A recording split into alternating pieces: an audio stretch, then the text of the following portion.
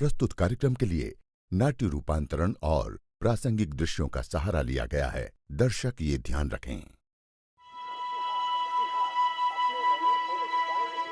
वडनगर के गौरीकुंड में हर साल जन्माष्टमी के अवसर पर बड़ा मेला लगता था। पिता दामोदर दास मोदी ने नरेंद्र को मेला घूमने के लिए 1 रुपया दिया। उस वक्त देश के कई हिस्सों में भीषण बाढ़ आई थी।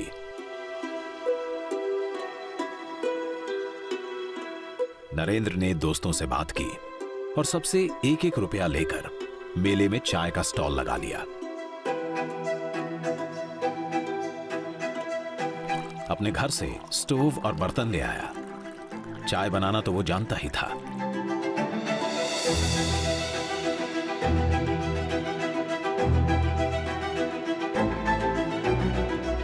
इससे जमा हुए पैसे उसने बाढ़ पीड़ितों की सहायता के लिए दे दिए।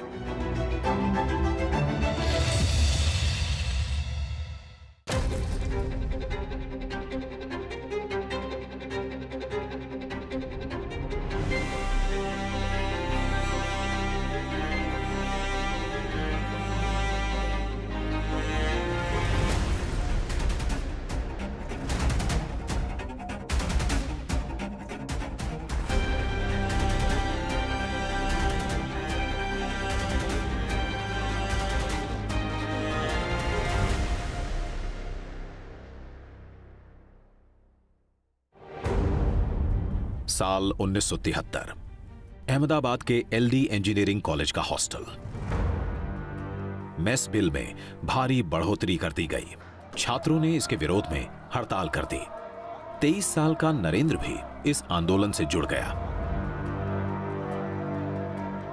ये चिंगारी गुजरात में महंगाई, बेरोजगारी, कालाबाजारी और भ्रष्टाचार के विरुद्ध ऐतिहासिक नवनिर्माण आंदोलन के रूप में भड़क गई।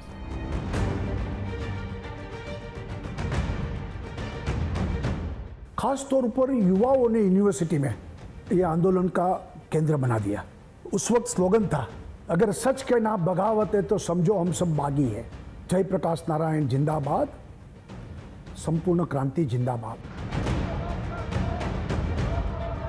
नवनिर्माण आंदोलन ने गुजरात में चिमनभाई पटेल की कांग्रेसी सरकार को उखाड़ फेंका। इंदिरा सरकार तक हिल गई। नवनिर्माण के बाद चुनाव हुआ तो पहली बार गैर कांग्रेसी सरकार बनी, जनता मोर्चा बना, बाबूभाई जसभाई पटेल मुख्यमंत्री बने। जल्द ही एक और बड़ा राजनीतिक भूकंप आने वाला था। 12 जून 1975 इलाहाबाद हाईकोर्ट के जज जस्टिस जगमोहन लाल सिन्हा ने इंदिरा गांधी के रायबरेली से सांसद के तौर पर हुए चुनाव को रद्द कर दिया। इंदिरा गांधी 1971 में हुए चुनाव में सरकारी तंत्र का दुरुपयोग करने की दोषी पाई गईं। इलाहाबाद हाईकोर्ट के फैसले को इंदिरा ने सुप्रीम कोर्ट में चुनौती दी। देश की सबसे बड़ी अदालत से भी उन्हें खास राहत नहीं मिली। 25 जून 1975 की रात इंदिरा गांधी ने पूरे देश में इमरजेंसी लगा दी। भाइयों और बहनों, राष्ट्रपति जी ने आपातकाल की घोषणा की है। राष्ट्र की अखंडता के लिए कठोर कार्रवाई करना जरूरी है। मैं आपको ये विश्वास दिलाना चाहती हूँ कि इस नए आपातकाल की घोषणा से कानून प्रिय नागरिकों के अधिकारों पर किसी प्रकार से असर नहीं पड़ेगा और नागरिकों के मौलिक अधिकार छीन लिए गए। प्रेस पर सेंसरशिप लाद दी गई। अखबारों को सरकार के खिलाफ एक भी शब्द लिखने का अधिकार नहीं था।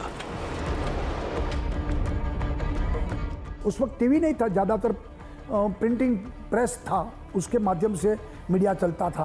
तो शाम को आपका जो न्यूज़पेपर बना हो वो पुलिस स्टेशन में दिखाना पड़ता था। उसमें से अगर इंदिरा गांधी के खिलाफ कुछ है तो निकालना पड़ता था, कांग्रेस के खिलाफ कुछ है तो निकालना पड़ता था। विपक्ष के बड़े नेताओं के साथ लाखों की तादाद में आम लोग गिरफ्तार किए गए। 25 जून 1975 का दिन भारत के इतिहास में एक कलंक दिन के रूप में याद किया जाएगा। इमरजेंसी के काले दौर में 25 साल का युवा नरेंद्र भी लोकतंत्र बचाने की लड़ाई में शामिल हुआ। पुलिस नरेंद्र को ढूंढ रही थी, लेकिन कभी साधु तो कभी सरदार बनकर वो लगातार अपना काम करता रहा। हम भावनगर कारागार में थे। मैं साधना साप्ताहिक का संपादक था और सेंसरशिप के खिलाफ लड़ा, इसलिए मैं वो कारागार में था। हम 1 साल रहे। उनको कुछ पूछना था तो वेश बदल कर आ गए वो जेल में। मुझे मिले और भी लोगों को मिले, तो ये उनका साहस का स्वभाव था। नरेंद्र गुजरात ही नहीं, गुजरात के बाहर से आए तमाम नेताओं की भी हर संभव मदद करता रहा।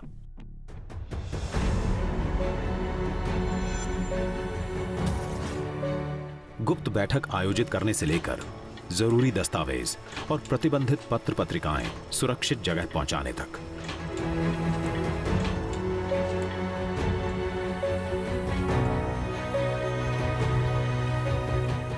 जो काम है समाज में जागृति लाने का, यानी कि अलग अलग पत्रिकाएं जो होती थी, जो न्यूज़पेपर में नहीं आते थे सेंसरशिप के नाते, तो वो फैलाना, कई ऑर्गेनाइजेशन की जो गतिविधि चल रही है वो समाज में लाना और विदेश में पहुंचाना, ये सब कार्य करने वाले अंडरग्राउंड वर्कों में नरेंद्र भाई मुख्य थे।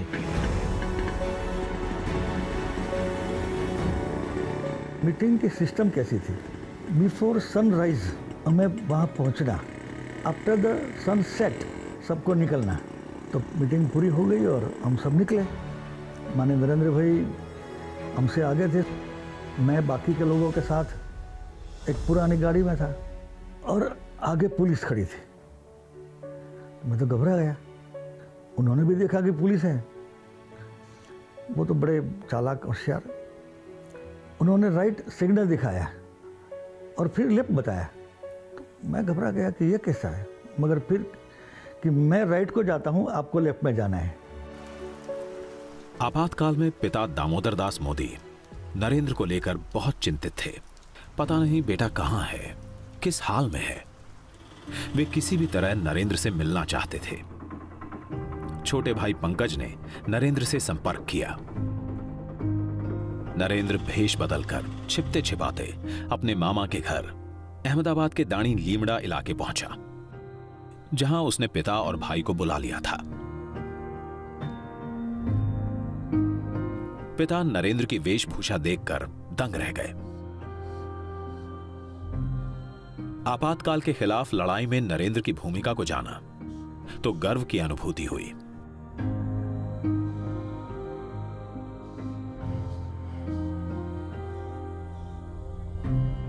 इमरजेंसी ने नरेंद्र को बड़ी भूमिका निभाने का मौका दिया।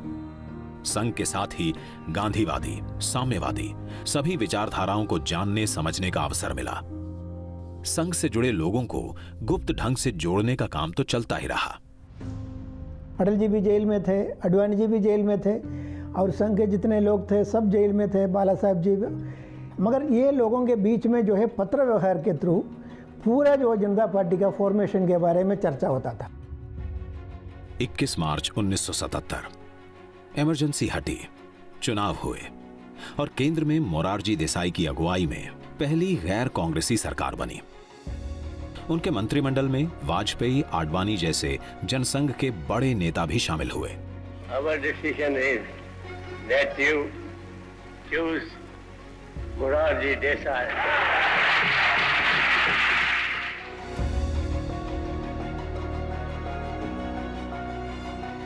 देश में नए राजनीतिक समीकरण बने। नरेंद्र को भी नई जिम्मेदारी मिली। उसे गुजरात से संबंधित आपातकाल का इतिहास लिखने को कहा गया।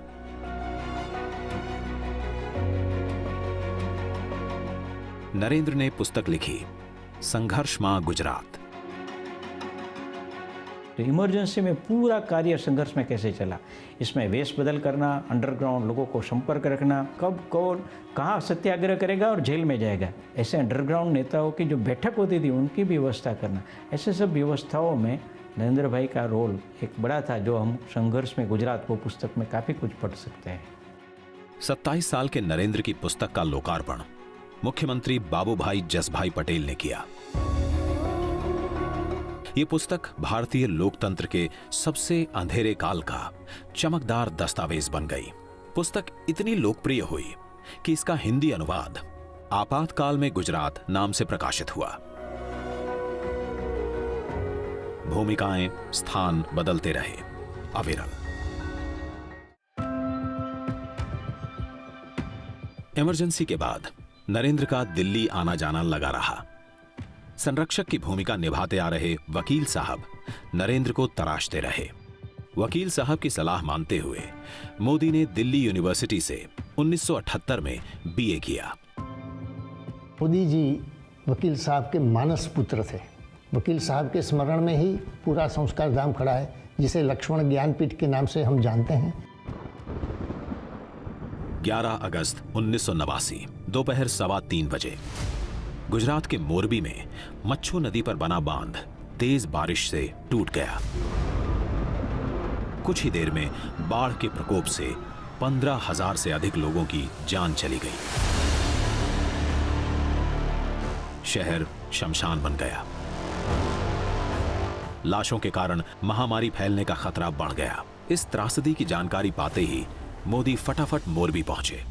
संघ के स्वयं सेवकों के साथ मिलकर बाढ़ पीड़ितों की सहायता की। घर घर में जाके उसका कीचड़ कादव निकालना, इतना ही जो मृतदेह उनका अंतिम संस्कार करना। नरेंद्र भाई भी उसमें हमारे वकील साहब की सूचना से तुरंत पहले ही वीक में आ गए। मोरबी के बाढ़ पीड़ितों के लिए राजकोट में राहत शिविर लगाए गए और इन शिविरों में सबका ध्यान रखा गया। यहां मुस्लिम परिवार बड़ी तादाद में थे, जिनके लिए रमजान के महीने में सहरी तक की व्यवस्था की गई।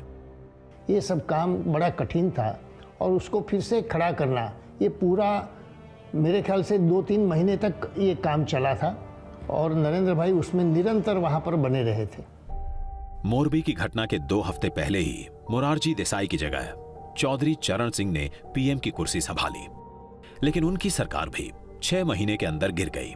जनता मोर्चा का प्रयोग 3 साल में धराशायी हुआ और जनवरी 1980 में हुए चुनावों में इंदिरा गांधी ने सत्ता में वापसी की। 6 अप्रैल 1980 जनसंघ से जुड़े नेताओं ने भारतीय जनता पार्टी का गठन किया। अटल जी ने घोषणा की, भारतीय जनता पार्टी बनी। पहला अधिवेशन मुंबई में हुआ। अटल जी का वो बहुत बड़ा वाक्य है, अंधेरा छटेगा कमल खिलेगा, और कमल की घोषणा हुई उस वक्त। 1981 में तमिलनाडु के मीनाक्षीपुरम में बड़ी संख्या में दलित परिवारों को इस्लाम में धर्मांतरित किया गया। इस घटना से देश भर में हाहाकार मचा। हिंदू समाज की एकता को सुदृढ़ करने के लिए संघ परिवार तेजी से हरकत में आया। देश भर में एकात्मता यात्रा का सिलसिला शुरू हुआ। देश के करीब 6 करोड़ लोगों से इस दौरान संपर्क किया गया। इस यात्रा के गुजरात में आयोजन का दायित्व संभाला नरेंद्र मोदी ने। मोदी की नेतृत्व क्षमता को नया आयाम मिला। देशनो तमाम नागरिक एक छे। देश के तमाम नागरिक एक है। इस उद्देश्य के साथ गंगा जी और भारत माता, गंगा जी का कुंभ और भारत माता का चित्र लेकर एक साथ 2 रथ देश भर में निकाले गए। मैं मानता हूं कि ये रथ यात्रा किस तरह से निकाली जाए, इसका विचार भी नरेंद्र भाई का ही था। 31 अक्टूबर 1984 को इंदिरा गांधी की हत्या से उपजी सहानुभूति लहर के कारण कांग्रेस को बम्पर जीत हासिल हुई। बीजेपी को सिर्फ 2 सीटें मिली। अगले ही साल गुजरात में विधानसभा के चुनाव हुए। कांग्रेस ने 182 में से 149 सीटें हासिल की। बीजेपी को महज 11 सीटें मिली। बीजेपी को मजबूत करने के लिए संघ से अच्छे प्रचारकों को पार्टी में भेजने का सिलसिला शुरू हुआ।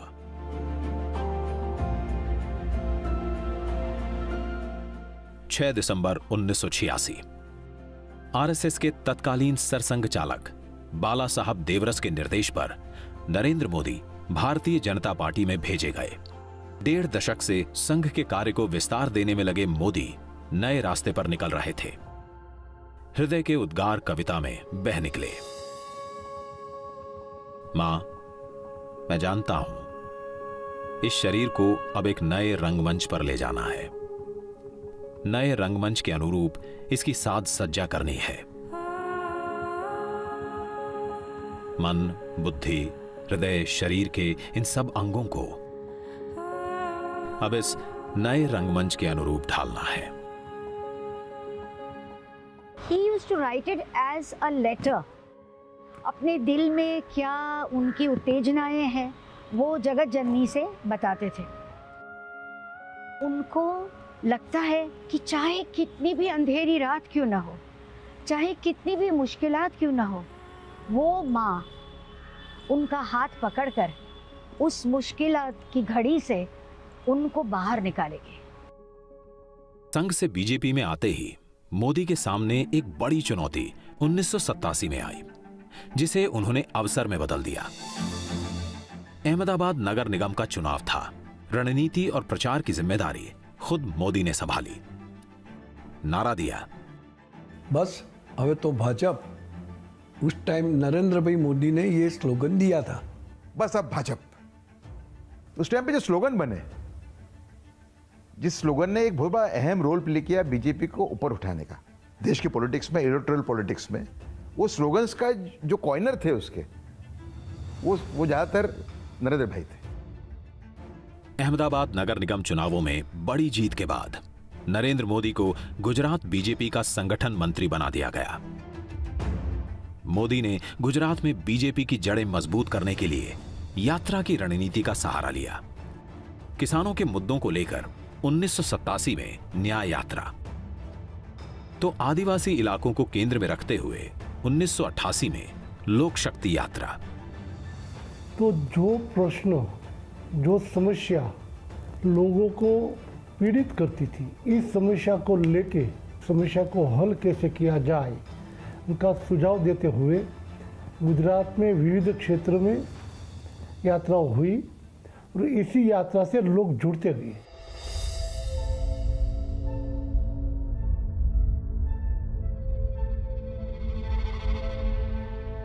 उन्नीस में ही मोदी एक और यात्रा पर निकले। भोले भंडारी के दर्शन के लिए कैलाश मानसरोवर यात्रा पर। विदेश विभाग की तरफ से पहली बार कैलाश मानसरोवर यात्रा के लिए यात्रियों का जत्था भेजा जा रहा था।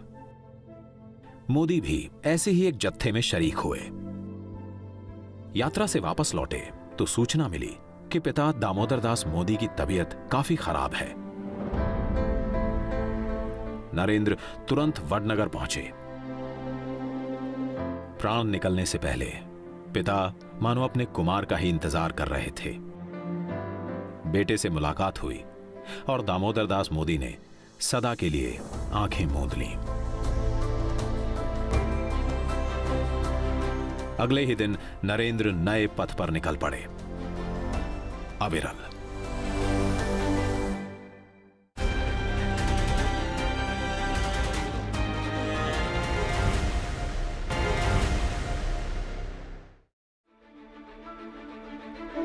बोफोर्स घोटाले के साए में 1989 के लोकसभा चुनाव हुए।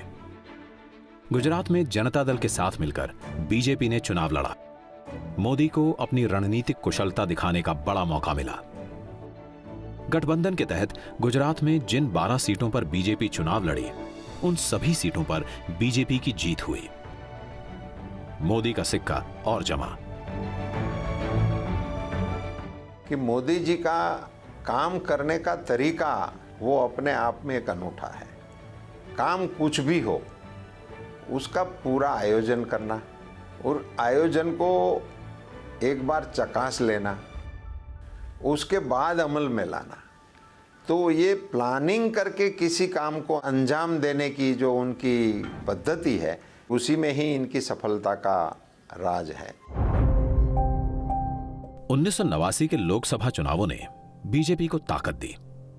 पार्टी ने सोमनाथ से अयोध्या तक रथ यात्रा का फैसला किया। रथ यात्रा की पूरी प्लानिंग मोदी के जिम्मे रही, जो गुजरात में पहले ही कई सफल यात्राएं आयोजित कर चुके थे। सोमनाथ से अयोध्या की यात्रा बीजेपी के लिए काफी महत्वपूर्ण रहने वाली थी। आजादी के तुरंत बाद सरदार पटेल की प्रेरणा से सोमनाथ मंदिर का पुनर्निर्माण हुआ था। बीजेपी अपनी अगुवाई में भगवान श्री राम की जन्मभूमि अयोध्या में मंदिर निर्माण कराना चाह रही थी। रामलला के जन्म स्थान की उस जगह जहां के प्राचीन मंदिर को बाबर के सेनापति मीर बाकी ने तोड़कर बाबरी मस्जिद बनवा दी थी। रथ यात्रा के जरिए बीजेपी राम मंदिर के लिए जन समर्थन जुटाने की तैयारी कर रही थी। पार्टी का अपना जनाधार बढ़ना स्वाभाविक था। आडवाणी की यात्रा अपनी मंजिल तक पहुंच नहीं पाई, लेकिन साल भर बाद मोदी खुद एक बड़ी यात्रा पर निकले। बीजेपी के तत्कालीन राष्ट्रीय अध्यक्ष मुरली मनोहर जोशी के साथ उन्होंने कन्याकुमारी से यात्रा की शुरुआत की। इसे नाम दिया एकता यात्रा का। हमारी मांगे हैं 3, धारा 370 हटाओ, आतंकवाद मिटाओ, भारत देश बचाओ। उस वक्त कश्मीर में पंडितों की हत्या, उनकी बहु बेटियों के साथ बलात्कार, पलायन जारी था। घाटी में पाकिस्तान प्रायोजित आतंकवाद के खिलाफ पूरे देश को जगाने के उद्देश्य से थी मोदी की ये यात्रा। जिद ये कि जान रहे या जाए, श्रीनगर के लाल चौक पर तिरंगा फहरा कर रहेंगे। लाल चौक में पोस्टर्स लगाएं, दीवारों पे लिखा है, जिसने अपनी मां का दूध पिया हो वो श्रीनगर के लाल चौक में आए, आकर के भारत का तिरंगा झंडा फहराएं, और अगर वो जिंदा वापस जाएगा तो आतंकवादी से इनाम देंगे। आतंकवादी काम खोल करके सुन ले। 26 जनवरी को परसों, अब चंद घंटे बाकी हैं, लाल चौक में फैसला हो जाएगा किसने अपनी मां का दूध पिया।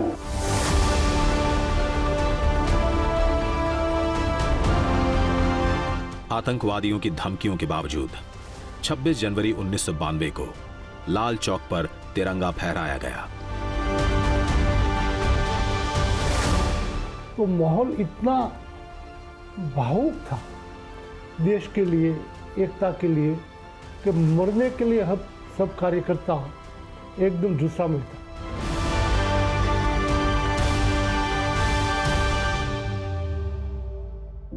छह दिसंबर 1992 अयोध्या में बाबरी मस्जिद का विवादास्पद ढांचा गिरा दिया गया। गुजरात में जनता दल और बीजेपी का गठबंधन टूटा। 1995 के गुजरात विधानसभा चुनावों में बीजेपी अकेले लड़ी। जबरदस्त जीत हासिल हुई। गुजरात में पहली दफा बीजेपी की अपनी बहुमत की सरकार बनी। जीत के पीछे थी नरेंद्र मोदी की रणनीति। BJP came to power with almost 2/3 majority in 1995. सबने सोचा कि शंकर सिंह वाघेला चीफ मिनिस्टर बनेंगे, उनकी भी आकांक्षाएं थी। लेकिन नरेंद्र भाई ऐसा मानते थे कि केशु भाई का सीएम बनना वो पार्टी के लिए ज़्यादा हितकारी रहेगा, और उन्होंने पार्टी में ऐसा एक माहौल बनाया जिसकी वजह से केशु भाई चीफ मिनिस्टर बने। जीत की खुशी ढंग से मना पाते उससे पहले ही पार्टी के अंदर बड़ा बवंडर उठ खड़ा हुआ। शंकर सिंह वाघेला ने विद्रोह कर दिया। केशु भाई की सरकार में अपने समर्थकों की अनदेखी का आरोप लगाया। ठीकरा फोड़ा नरेंद्र मोदी के सर पर। तो बीजेपी के जो एमएलए थे उनमें उन्होंने एक तरीके से एक फूट डालने का प्रयत्न किया। शंकर सिंह वाघेला बड़ा तबका लेके वो चले गए यहां से खजुराहो। और उनके समाधान की बात जब अटल जी और शीर्ष नेतृत्व ने की, तब शंकर सिंह ने शर्त रखी थी कि मोदी जी को गुजरात के बाहर भेजा जाए, तभी हम वापिस आके केशु भाई की सरकार को चलाएंगे। तो अटल जी ने ये फॉर्मूला स्वीकार किया, और मोदी जी तो वैसे भारतीय जनता पार्टी के समर्पित कार्यकर्ता थे ही, पार्टी जो फैसला करे उनको स्वीकार करते थे। तो इसी फैसले में उनको गुजरात छोड़ने का तय हुआ। नरेंद्र मोदी इस पूरे घटनाक्रम से आहत हुए, लेकिन पार्टी के हित में गुजरात छोड़ना स्वीकार किया।